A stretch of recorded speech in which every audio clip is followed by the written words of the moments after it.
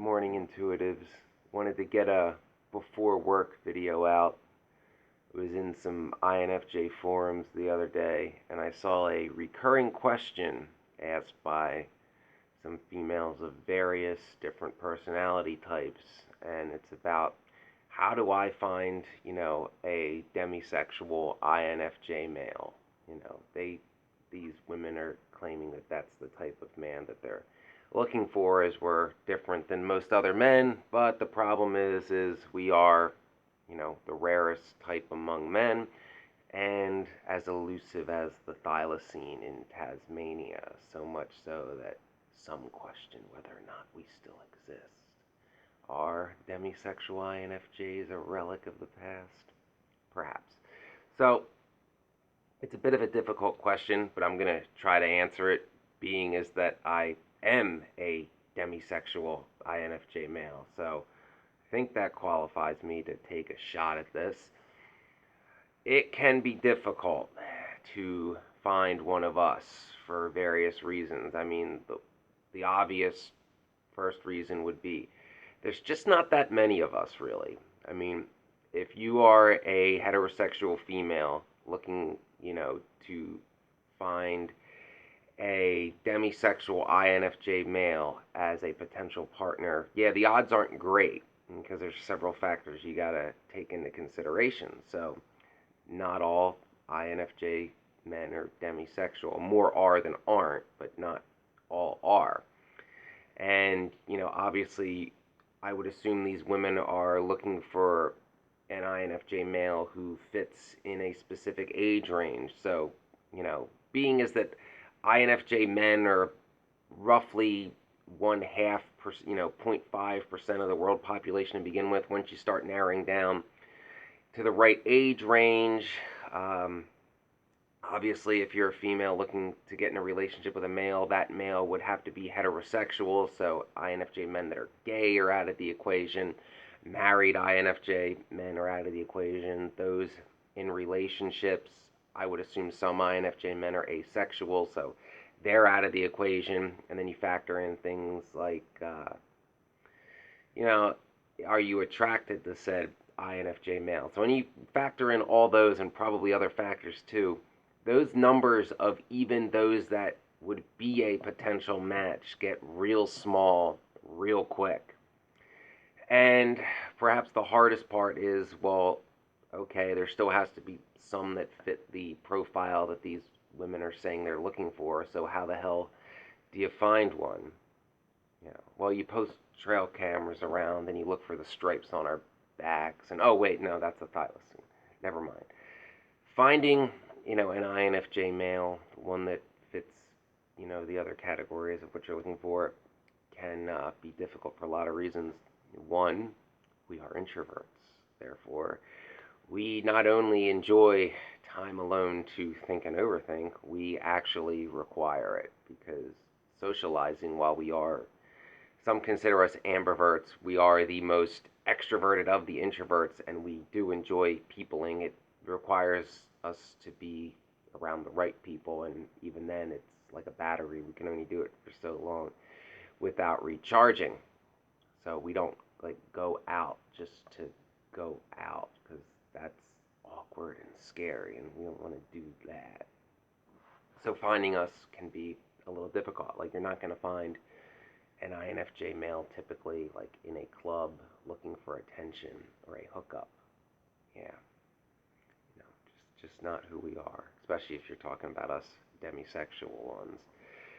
There are some ways to spot us out in public and where, INFJ men, we do tend to be pretty philosophical and spiritual and, various different spiritual paths. But places you may find us, like poetry readings, symposiums, we'll probably be the quiet guy that isn't talking much. And you're going to have to approach us because even if you're showing us signs that you're interested in us, we're going to overthink them and assume that you must be looking at someone else, or it must be a fluke, because many INFJs, particularly younger ones, have confidence issues, and that stems from the fact that we are not like most other men, and especially if you don't know what the hell an INFJ is or a demisexual is, you're gonna probably think that there's something wrong with you, and why you're not out just trying to get a nut off, bro.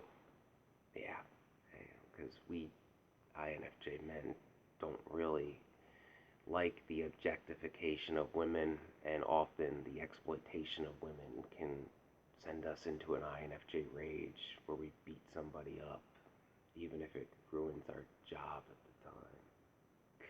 But, it's not, there are ways to spot us. Like I said, museums are another big place, art galleries. If, you know about INFJs and you observe someone who you think may be an INFJ, one way to do it, especially at a museum or an art gallery, is engage us about the subject around us. Because if an INFJ is out in public at a place like that, it means they're probably interested in the subject matter. Like if you were to find me at, say, the Egyptology section of the British Museum, which I've wanted to go to since I was 6 years old, and I still haven't gotten there. But, I know a lot about the things that are in there specifically, especially the stuff from the Amarna period. And our Akhenaten's going to get his own video soon. But the INFJ Pharaoh. So, if you're in a place like that, engage about the subject matter around you. Engage in that deep conversation. Explore that common interest. Common interest will probably let the INFJ man let his guard down, because it's like, this girl's got substance. This isn't like a shadow with no substance, Kardashian-esque person who, after 5 minutes, I'm going to roll my eyes and think of a way to disappear. And INFJ men, we are the best at Irish goodbyes. Nobody does it better than us. Nobody. So that's one way to do it, in a social, like more party setting. And I'm trying to think back to like my university years. Yeah, INFJs will be at those things, especially when you're, university age. Our friends will drag us there. There are ways to spot us. We will not be the drunken buffoon trying to get a sorority girl drunk to take her home for the night. INFJ men in those situations probably be sort of holding court with a small group of people engaged in some deep discussion, be it politics, history, philosophical debate. Another way to spot us in a situation like that is we are commonly seen talking to, if you see us like comforting, holding a crying female friend because she just found out that, Thurston Howell, douchebag, the third frat boy, is a scumbag, but she thought he wasn't because his comes from a well-known family and has money, thinking that money equals class. Trust me, I've known plenty of blue bloods who are just trash with money. But, we would be the one trying to console that person, or consoling a male friend when he finds out that the girl that he fell head over heels for is not looking for a relationship. We'll just say that much. So those are ways to spot us in a situation like that. INFJ men in that situation would be the guy who, if you try to strike up a conversation with, and if you had too much to drink, they will like walk you home and ensure you get home safely, and not try anything, or even stop at the shop to get you a Gatorade so the morning after isn't a living hell for your head, or hold your hair while you throw up. We can be difficult at times to spot in places, given that introverted nature, and we tend to be quiet and alone when we're uncomfortable, and there in itself is another way to spot an INFJ at a social gathering. That quiet guy in the corner reading, because there's no conversations going on that he wants to be a part of. Doesn't want to talk about the sports ball, or which famous woman's boobs are the best, and be like, oh, bro, I'd plow that, and oh, she's crazy, but she'd get it, bro. That kind of stuff, and we'll stay out of that, because it'll just send us into a rage, and then when we go into a rage, it's quite a sight to be seen. The whole room pays attention. Like, I've used the example in my INFJ rage video that, you know, Daenerys Targaryen's rants, you know, portrayed by Emilia Clarke, which were, you know, really on point for INFJ rage. That is what it looks like. So, you know, INFJ rage, when you don't want to be a center of attention, like, and I've been in this situation, if you've seen her portray those rants, imagine the reaction of a party when a rant like that is going on that is real and it is being portrayed by a, you know, 6 foot, 170 pound man. Yeah, it's a little scarier, especially if that guy's got rage in his eyes and he's ready to beat the shit out of somebody. So we'll avoid conversations like that. So seeing the guy who is separate from the larger group of guys, talking about typical locker room stuff or just doing dumb frat boy dude bro stuff, that's a way to spot us as well. INFJ men can sometimes also be spotted as the guy, you know, in the bar with the book, probably a history book, a political science book, philosophy book, a poetry book, probably something nonfiction or something, you know, historically significant like Shakespeare or Faust or Plato's Republic, things of that nature, the Canterbury Tales. Uh, One of the biggest things with spotting an INFJ is, you know, if you're trying to engage them and see them as a potential relationship, is, and I can't stress this enough, I'm not stressing it well enough because I'm tired, but you have to engage us. We are terrible at making the first move. You know, INFJ men, you know, we are very much supporters of women's equality, and certainly would like when women make the first move because we're, bar none, the worst at it.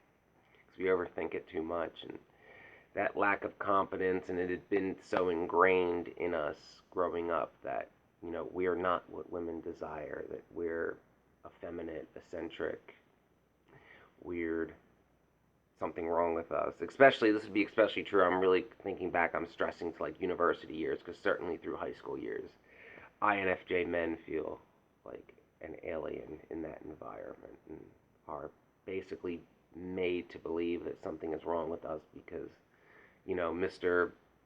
Letterman's jacket is everything a guy should be. You know, so making the first move if you indeed think you have encountered one of us, but don't throw yourselves at us. Like, it's a delicate balance because you have to be blatantly obvious with us if you're interested in us, but at the same time, if you're like overly aggressive, then we'll be like, oh, she's just looking for a hookup, pass, kind of thing. So I assume it's difficult. This is a little hard for me to try to do this video because I am the INFJ male, so I don't know how one would really approach me. Let's see. Yeah, deep conversations definitely are your best bet if the INFJ male or the person you believe to be an INFJ male is an acquaintance, a friend of a friend, etc., a classmate. Try to find out something that we're interested in or take notice to what's on us. If we're like wearing a Rush t-shirt, engage us about the band Rush or whatever books we have in our hand. Immediately go for a deep conversation on a topic that's something we know about and something we enjoy talking about, as opposed to small talk. Small talk painful. Small talk painful, small talk painful, small talk draining. And we don't like that. Also, you have to be patient with us because you'll know if an INFJ, I did a video on signs an INFJ likes you, watch it. But another important thing to keep in mind, and like I said, to be patient with us when engaging with an INFJ male, if you find one, you make the first move, and he's, you know, kind of nervous and awkward the first 10 minutes, that's a good sign for you. It means he probably likes you because he gives a shit what you think. And INFJs in general, people we don't care to get to know or care about their opinion. We don't give a fuck what they think. So if he's being awkward at first, then that means like he thinks like, oh, I might actually want to get to know this person, but I have trust issues, so I have to, be careful at first to see if I can let my guard down. Because been burned before, don't want to be burned again. Burned hot, fire indeed hot. So that's another thing. We will be awkward at first. And another big point that I can't stress enough is if you're going to engage us, do it one on one. Don't have like, try to engage us with like four of your girlfriends in tow. Then it feels like an interrogation. Those are uncomfortable.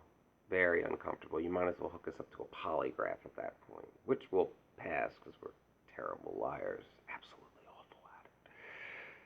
So, and try to, engage us one on one. Sometimes, if you're a little worried about doing that, you can have one of your friends come talk to us for you at first. One, not four. One. One-on-one conversations, very important concept with us, especially when we first meet you. That's, a bit of a workaround around it. Political rallies are a place to spot us. INFJs typically are very progressive and engaged with our idealism, trying to make the world a better place. I was, pretty high up in the volunteer ranks of the Obama campaign in '08. So progressive politics, political rallies, activism. It's another place where we're been known to be spotted.